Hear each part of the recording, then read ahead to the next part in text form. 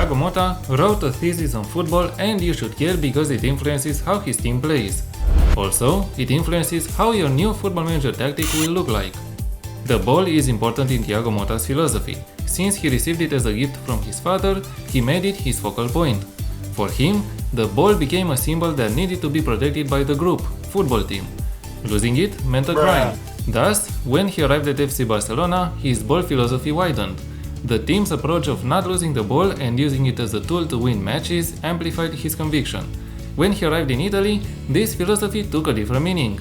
Both Giampiero Gasperini at Genoa and Jose Mourinho at Inter Milano wanted to protect the ball, to build up vertically, but the methods to achieve this were totally different.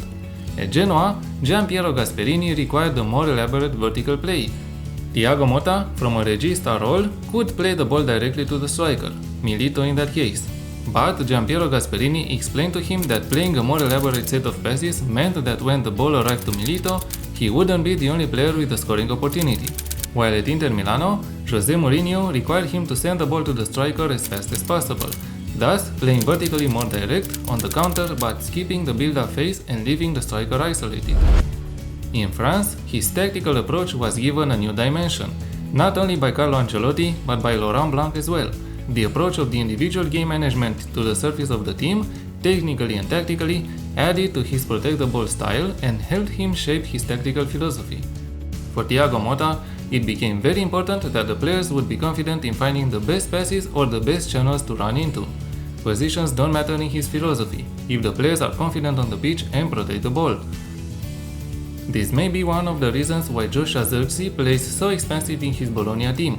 Set as a striker, he comes deep to get the ball when needed, aids the passing game, but is available for the final touch as well. Thiago Motta's famous 2-7-2 approach makes more sense after you understand his thinking process. He doesn't read the 2-7-2 formation vertically, but horizontally, and by doing so, every player on the pitch has a role in keeping possession of the ball, even the goalkeeper, who becomes a passing option. The passing game, especially in the defensive third, should be a preparatory phase for a vertical play. Beating the press through lateral and intricate passes serves as a tool to increase the speed of the attack when in the opposition's half. Of course, no team can win games only by keeping the ball. At some point, it's bound to be lost. Thiago Motta's out-of-possession approach was influenced, in his own words, by the 2014 Germany team. The German players, when they lost the ball, positioned themselves at a maximum distance of 5 to 10 meters from their opponent, ready to press immediately, thus instantly complicating the opposition's build-up phase. In other words, gegenpress. But for him, this gegenpress is done by the attacking players. The remaining defenders must be plan B in case the press is overrun, but they are positioned around the halfway line to support the pressure put on the opposition.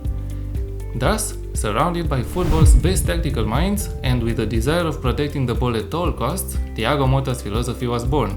In the game, of course we'll go with the 4-2-3-1 to complement the gegenpress approach, or the 2-7-2. To support the idea of the goalkeeper becoming a passing option, we have a sweeper keeper on attack duty.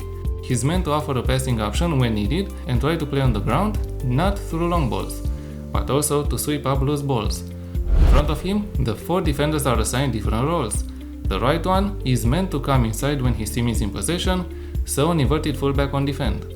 One of the central defenders, preferably the one next to the inverted fullback, is a libero on support. He is required to step into the midfield when in possession. The libero can even reach the halfway line or cross it depending on the game moment and the available space in front of him. Next to him, a ball-playing defender. This player is required to do the same as his teammate, but with a smaller range. On the left side, we have a fullback on support duty. He needs to provide a wide passing option as the build-up is progressing.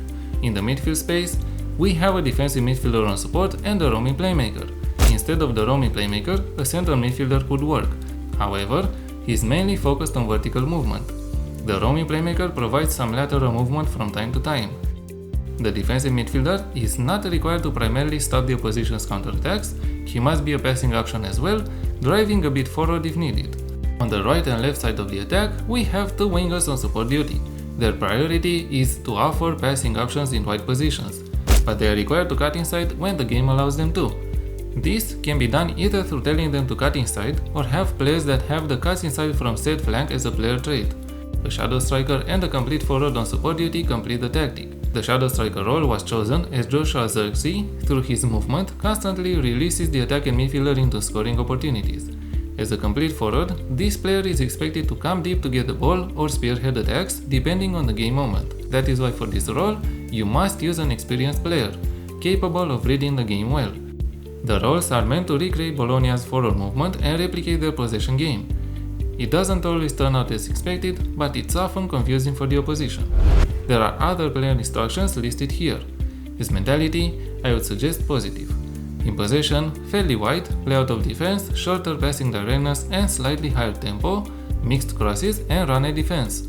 The team should focus on keeping possession until an attacking opportunity comes up, but Bologna also intensifies the attacks as a group if they sense that the opposition is vulnerable, thus the run and defense instruction. In transition, counter-press, counter and distribute the ball quickly to the center defenders through short kicks. Out of possession, high line of engagement and a higher defensive line. Press much more often and prevent goalkeeper short distribution. The pressing game must be there, but if you feel that your team is vulnerable when losing the ball, lower the defensive line to a standard one and lower the pressing intensity. To be able to emulate Thiago Motta's approach, you need intelligent players.